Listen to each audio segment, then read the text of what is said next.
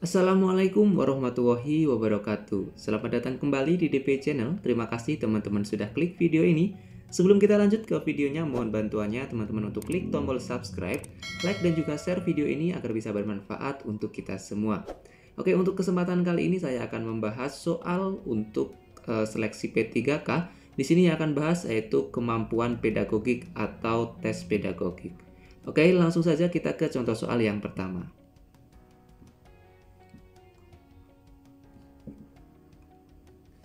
Oke, sebelum kita membahas soal ini, saya sampaikan dulu bahwa beberapa pendapat dari teman saya bahwa soal pedagogik ini merupakan salah satu soal penolong karena soal pedagogik ini khususnya untuk pembelajaran matematika atau mapel matematika itu menjadi soal yang membutuhkan waktu paling sedikit dalam proses pengerjaannya karena untuk selain soal pedagogik itu membutuhkan waktu yang cukup banyak untuk melakukan perhitungan penyelesaian. Nah, di sini akan saya bahas beberapa soal yang berkaitan dengan soal pedagogik ya.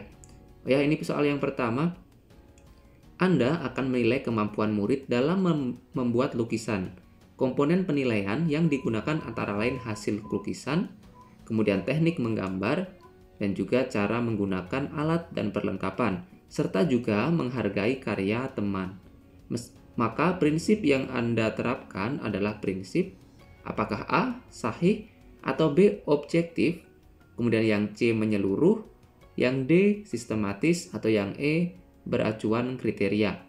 Oke, jadi di sini penilaian yang dilakukan yaitu mencakup beberapa aspek, yaitu mulai dari hasilnya, teknik menggambarnya, penggunaan alat, dan juga menghargai atau penghargaan terhadap karya teman. Nah, jadi kalau dilihat dari karakteristiknya, maka ini mencakup keseluruhan. Jadi yang paling tepat untuk prinsip yang diterapkan yaitu prinsip menyeluruh atau yang C. Oke, kita lanjut ke contoh soal yang kedua. Anda adalah seorang guru di suatu sekolah yang tidak jarang banyak murid yang sekampung bahkan saudara. Anda sering melakukan penilaian dengan memberikan nilai lebih tinggi kepada salah seorang murid yang merupakan tetangga Anda. Maka Anda telah melanggar prinsip penilaian A. Adil, B. Objektif, C. Menyeluruh, D. Sistematis, atau E. Beracuan kriteria. Nah, di sini untuk jawabannya yang paling tepat yaitu yang B, yaitu objektif. Kenapa kenapa ini melanggar prinsip objektif? Karena objektif itu di sini tidak memandang bulu siapa itu orang yang melakukan tes atau yang mengerjakan tes, tapi kita berdasarkan hasil pekerjaan siswa. Jadi di sini tidak boleh kita menilai orang atau menilai anak didik kita dengan berdasarkan kedekatan ataupun garis kekerabatan, begitu ya. Nah, di sini prinsip penilaian objektif artinya Anda harus menilai berdasarkan pada prosedur dan kriteria yang jelas, tidak dipengaruhi subjektivitas Anda sebagai tetangga, ya baik tetangga atau saudara ataupun faktor-faktor yang lainnya ya. Oke, kita lanjut ya ke contoh berikutnya. Oke, perhatikan butir soal uraian berikut ini. Sebutkan 3 buah sungai di Provinsi Jawa Barat yang bermuara di Laut Jawa. Butir soal tersebut merupakan menurut Anda apakah A. Cukup bagus karena jumlah sungai yang ditanyakan sudah terukur, yang B cukup bagus karena ditulis dengan bahasa yang mudah dimengerti, yang C jelek karena hanya mengukur tingkat berpikir rendah atau ranah ingatan, yang D jelek karena ditulis dalam kalimat yang sangat pendek, atau yang E baik karena sesuai kaidah penulisan soal. Oke, jadi di sini untuk indikator yang dapat mencerminkan atau mengukur tingkah perilaku itu, jadi di sini untuk indikator yang mencerminkan atau mengukur tingkat berpikir siswa itu ada beberapa. Nah, di sini indikatornya itu mulai dari yang pertama, low order thinking skill, atau yang pertama itu C1, itu mengingat, yaitu sebutkan, tuliskan, gambarlah, itu merupakan ciri-ciri soal yang berdasarkan C1 atau mengingat. Kemudian yang C2 ada memahami, atau yang misalkan kita temui di soal itu jelaskan, bedakan, identifikasi, itu masuk C2. Kemudian yang C3 menerapkan, yaitu tentukan atau hitunglah atau hasil dari, itu merupakan penerapan. Nah, kemudian ada tingkatan yang kedua yaitu HOTS atau High Order Thinking Skill, yaitu mulai dari C4 menganalisis atau sintesis, itu biasanya ditulis dengan membandingkan atau apa pengaruh. Kemudian C5 evaluasi, biasanya menyimpulkan. Kemudian yang C6 mencipta, biasanya membuatlah grafik atau membuat diagram atau membuat hal lain yang berkaitan dengan mata pelajaran yang diajarkan. Jadi di sini jawaban yang paling tepat yaitu yang C, jelek karena hanya mengukur tingkat berpikir rendah, atau C1 ya, karena hanya menyebutkan. Oke, kita lanjut untuk contoh yang berikutnya.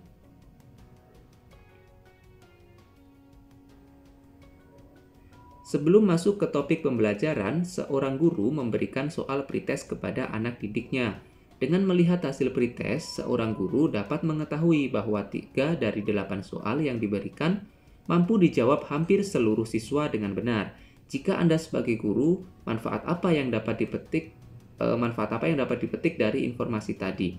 Oke, yang A, tetap mengajarkan seluruh materi sesuai dengan kurikulum. Yang B, 3 dari 8 soal tersebut tidak akan ditanyakan lagi saat post-test. Yang C, materi yang telah dikuasai siswa tidak perlu diajarkan lagi. Yang D, melaksanakan pelajaran remedial untuk materi yang sudah dikuasai. Yang E, bisa langsung dilakukan pengayaan. Oke, di sini jawaban yang paling tepat yaitu yang C, materi yang telah dikuasai siswa tidak perlu diajarkan lagi. Kenapa demikian? Karena dengan kita melakukan pretest, kita sudah tahu bahwa 3 materi tersebut sudah dikuasai oleh siswa. Jadi kita tidak perlu melakukan pembelajaran atau mempelajari bab-bab tersebut lagi. Kalau untuk yang E, ini kemungkinan akan kurang efektif ya teman-teman, karena sudah dikuasai tapi diajarkan. Yang B, ini salah juga karena di post-test nanti tetap dituliskan atau tetap dimasukkan pertanyaan-pertanyaan yang berkaitan dengan 3 materi tersebut. Yang C ini yang tepat. Kemudian yang D, melaksanakan pelajaran remedial, ini juga salah ya, karena mereka sudah paham kenapa harus diremedial. Kemudian yang E, bisa langsung dilakukan pengayaan. Ini juga salah, karena kita harus melakukan pembelajaran dari beberapa materi yang belum dipahami oleh siswa. Oke, kita lanjut ya. Nah, ini. Kita sering mendengar dan mengucapkan kata portofolio dalam dunia pendidikan. Dari banyaknya definisi atau batasan yang dikemukakan oleh para ahli, esensi dari pengertian penilaian portofolio adalah apakah A, kumpulan dari hasil karya siswa, yang B, rekaman hasil karya siswa, C, rangkaian hasil karya siswa, yang D, kumpulan nilai siswa, atau yang E, kumpulan siswa. Nah, di sini jawaban yang paling tepat apa teman-teman? Oke, di sini kita coba cek dulu.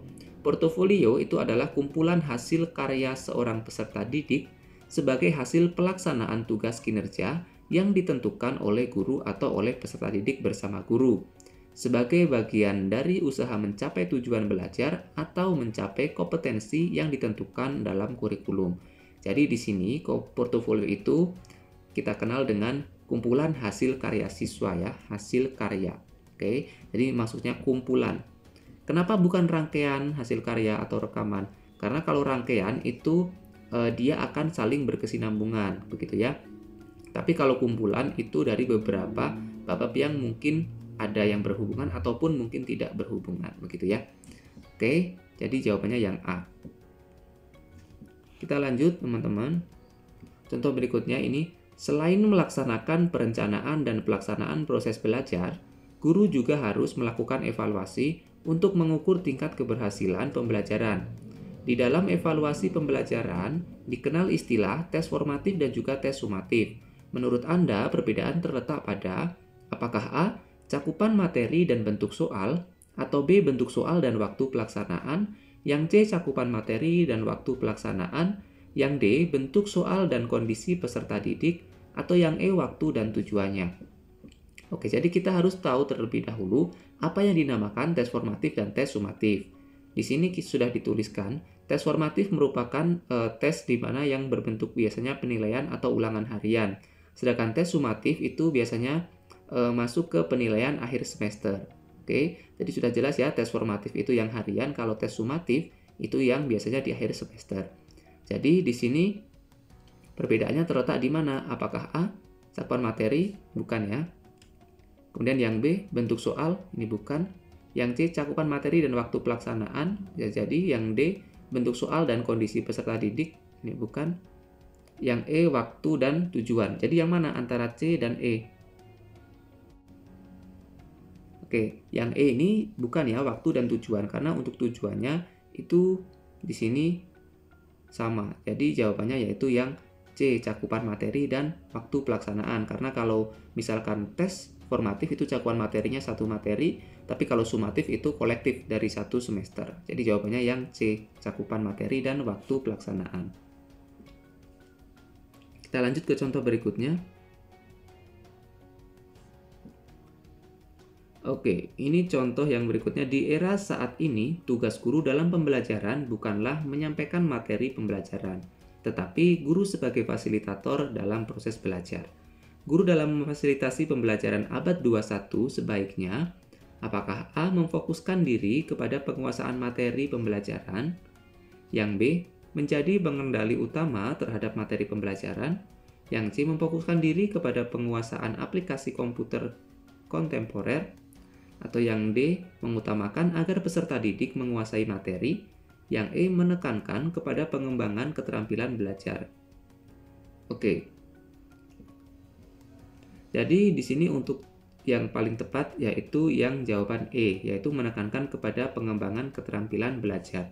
Kenapa yang E? Yang A ini memfokuskan diri kepada penguasaan materi. Nah, di sini untuk abad 21 ini bukan lebih ke penguasaan materi, tapi lebih ke aplikatif atau pengembangan keterampilannya. Yang B menjadi pengendali utama terhadap materi pembelajaran. Seharusnya ini bukan materi pembelajaran ya, tapi terhadap proses belajar siswa ya. Kemudian di sini memfokuskan diri kepada penguasaan aplikasi komputer. Seharusnya ini bukan tentang penguasaan komputer, tapi kepada keterampilan proses belajar ya. Yang D juga sama, ini harusnya ke keterampilan proses belajar siswa. Oke, jadi jawaban yang paling tepat yaitu jawaban yang E. Oke, kita lanjut ke contoh soal yang berikutnya. Di sebuah sekolah pasti memiliki keberagaman sifat dan juga karakter peserta didik. Saat Anda mendapati banyak murid yang tidak dapat aktif dalam pembelajaran, maka pendekatan yang perlu Anda terapkan adalah apakah A. konstruktivisme, atau yang B. kontekstual, yang C. saintifik, kemudian yang D. deduktif-induktif, kemudian yang E. ekspository. Nah, jadi jawabannya yang tepat yang mana? Ya, jawabannya yaitu yang saintifik, di mana kita harus memahami bahwa pendekatan-pendekatan itu yang pertama konstruktivisme itu membentuk konsep sendiri. Jadi siswa diminta untuk membentuk konsep sendiri. Sedangkan di sini siswanya kurang aktif ya. Jadi kurang tepat. Yang kedua, kontekstual membuat pembelajaran bermakna. Nah, di sini siswanya kan tidak aktif. Jadi untuk membuat dia bermakna itu membutuhkan waktu yang cukup lama. Jadi dia juga kurang efektif. Kemudian yang ketiga, saintifik. Itu pembelajaran aktif, konsep dan berpikir logis. Jadi di sini ada kata-kata aktif.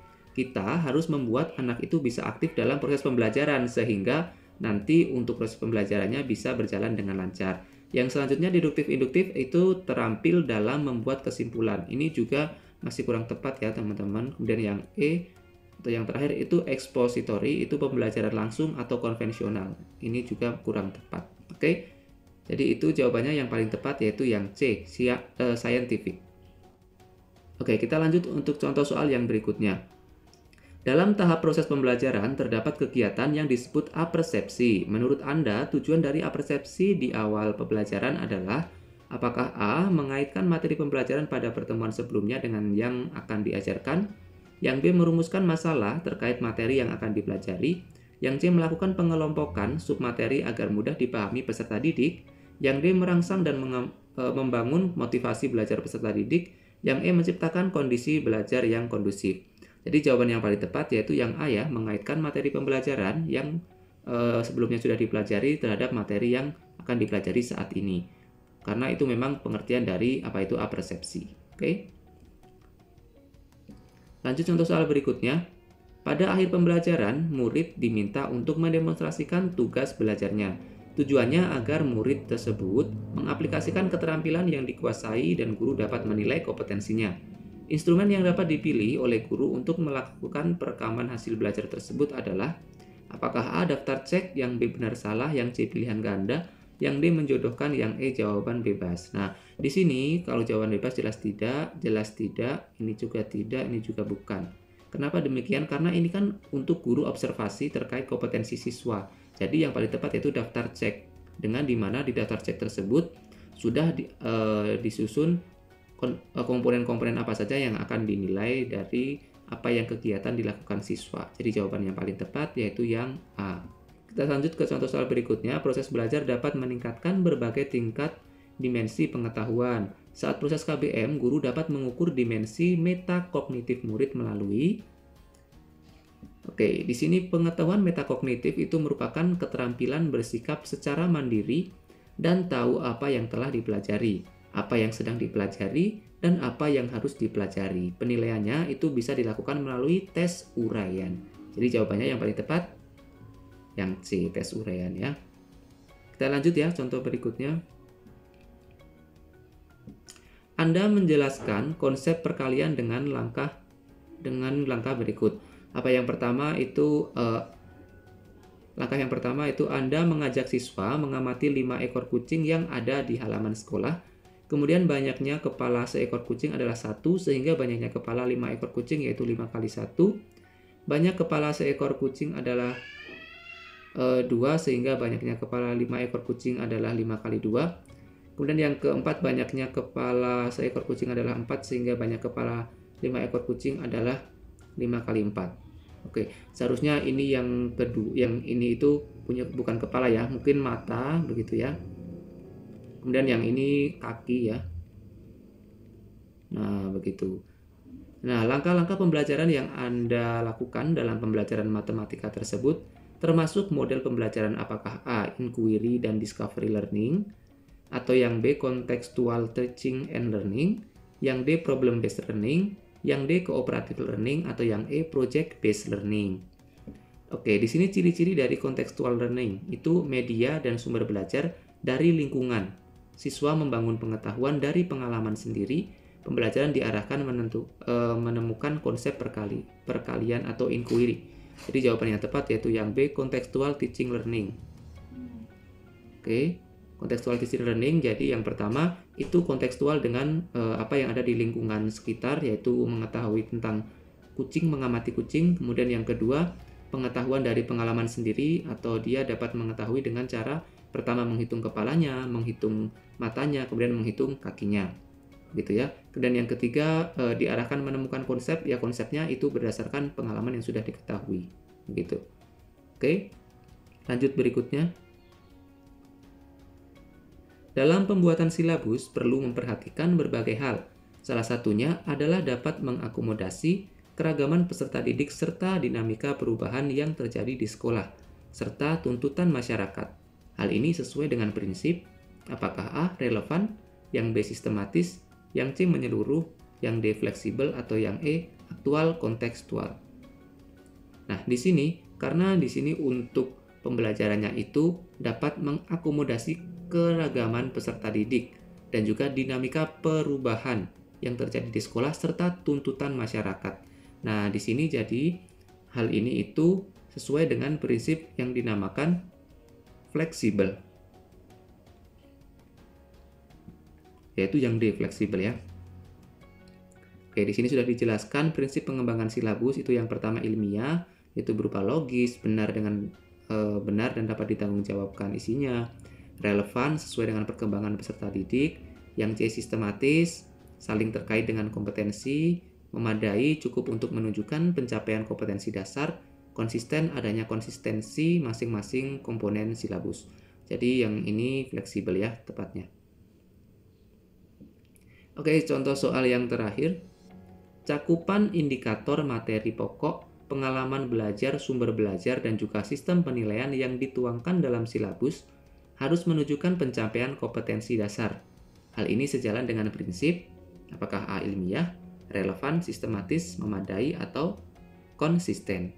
Nah, sesuai yang sudah kita lihat tadi ya, penjelasan yang tadi itu di sini masuknya itu yang D, yaitu memadai, karena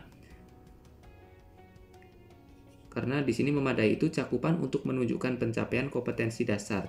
Jadi ini sudah cukup ya cakupannya, berupa indikator, materi pokok, pengalaman belajar, sumber belajar, itu sudah dituliskan. Jadi jawabannya yang D, yaitu memadai. Oke teman-teman, itu dia untuk pembahasan beberapa soal yang dapat saya sampaikan. Semoga soal ini bisa bermanfaat untuk teman-teman, dan juga teman-teman semoga bisa lolos nanti tes P3K di tahap 3 ya. Oke, terima kasih telah menonton. Jangan lupa diklik tombol subscribe, like, dan juga share video ini biar bisa bermanfaat untuk kita semua. Saya akhiri, wassalamualaikum warahmatullahi wabarakatuh.